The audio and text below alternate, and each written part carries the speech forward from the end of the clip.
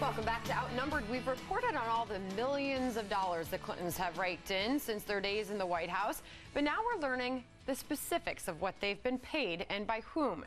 An eye-opening Washington Post article detailing Bill Clinton's sometimes frantic pace-giving speeches to corporate audiences worldwide, at one time pulling in $1.5 million in a week's time. The Post also reporting he raked in a staggering $105 million for 542 speeches between the years of 2001 and January 2013. That's not counting book advances or investments. The majority of the former president's speaking income from foreign speeches. Wall Street banks and financial firms paying Mr. Clinton about $20 million for 102 appearances. Hillary's standard fees considered to be lower than her husband's, but still estimated to start at around $200,000. That's about what she's expected to earn this fall, speaking at a benefit for the University of Nevada, Las Vegas. The money reportedly going to the Clinton Family Foundation. Governor Huckabee, at a time when Ms. Clinton is trying so hard to make it appear that she's in touch with the average Joe and with the everyday people out there, isn't it going to be a little difficult come the midterm elections to see how wealthy they are and how much money they've been making? Not only how much. I don't begrudge them the money they've made. Look, if you can make money, that's a good thing in America. Good for them.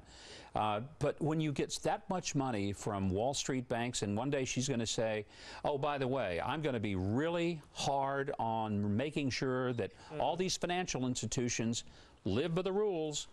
All those people out there in America who had their homes foreclosed on, are you kidding me? How is that going to go over? I'd hate to have to defend that if I were Hillary Clinton, saying, by the way, my family made $100 million, most of it from a bunch of people that foreclosed your home. But then again, you can't blame them. The opportunity was there, and they're reaping the benefits. So what I say, I don't blame them for making the money.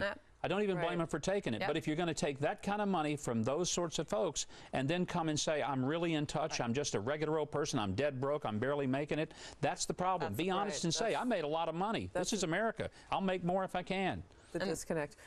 You, out of all of us, is the only person on the couch who's ever thought or even run for president. So yeah, remind me how that turned out. So. No, but I want to know from your perspective, though. You always hear politicians who are on the stump saying around that fictitious kitchen table and those kitchen table issues. How can you, and I'm going to quote another writer who wrote about this week, how can you kind of get into those kitchen table issues when someone has been bringing the plate to the table for you for so many years? I think it's difficult. You can say, look, over the past few years, we've done very well, but it wasn't always like this. If you can put it in the context of living the American dream, people can reach up and grasp that. But if you really haven't driven a car in 20 years, and if you really don't know how much milk costs, and if you don't know what bread costs, and you hadn't been to the grocery store in a long time or thought about what it was going to cost, then I'm sorry, it's hard to relate. And whether you do or not, the question is, do people believe that you do? That's going to be the hard part. Because the number one question, just real quickly, the number one question that people ask in a poll that is always the fundamental question is this: how much does this person care about people like me? That's really the issue. Well, and her husband's the one who said he can feel the pain. But Kimberly, isn't the problem, don't people just want Hillary Clinton to just come out and be honest with them and be transparent and say, you know what, we might have walked out of the White House saddled in debt, but we were walking to a roof over our heads and we had food to eat. That's different than somebody else who's dead broke in the United States. Yeah, you're talking about authenticity and whether or not it's something that Hillary Clinton is good at and can relate. Okay, she did have a different upbringing from an upper middle class family versus Bill's upbringing, right? Growing up very poor in Arkansas.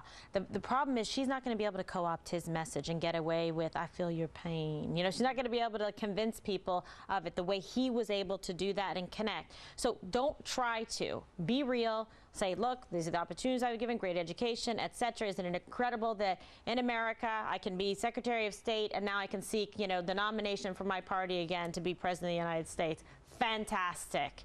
Put me in. Let me help you get in your life what we've been able to achieve in ours. They need to call you for that message. Yeah, exactly. How do you think this is all going to play out come the midterms? Well, somebody has to be making this case against her, so it depends. So I think it's actually hard for Republicans to make this case, especially after Mitt Romney, after they got done saying that none of this matters, right? To then turn around and say that it matters for Hillary. If it didn't matter for Romney, then why would it matter for Hillary? And what really mattered with Romney actually wasn't his wealth. It was the sense that he seemed out of touch, which is what Hillary is stepping million. So it's not that she has the money, it's the sense that she doesn't even understand just how different her life actually is. How much she really has.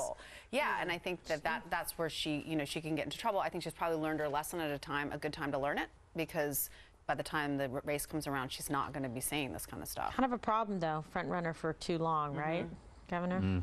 All right, well, the White House under fire for how it's handling the kidnapping of 3 teenage boys in Israel. Some saying President Obama is not doing enough